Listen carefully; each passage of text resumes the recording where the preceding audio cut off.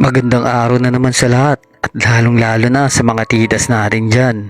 Eto nga pala yung gawa ko na itinatu ko dati, 10 taon na ang nakakalipas. Grabe, at ang tagal na din itong naitatu ko sa classmate ko sa TESDA at kaibigan ko na din ngayon. Maaayos ko na din yung naitatu ko sa kanya noon na parang pinagpraktisan ko lang ata siya noon eh.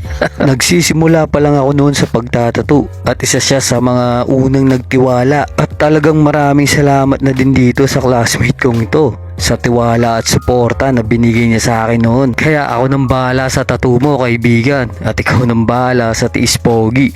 At okay na, kaibigan, nabigyan ko din ng hustisya yung naitattoo ko sa'yo dati at siguradong marami pang magaganap at pagkikita nating dalawa sa susunod na tattoo session mo. At sa mga nagbabalak at gustong magpatattoo dyan, mag-message lang po kayo. Maraming salamat sa tiwala at suporta.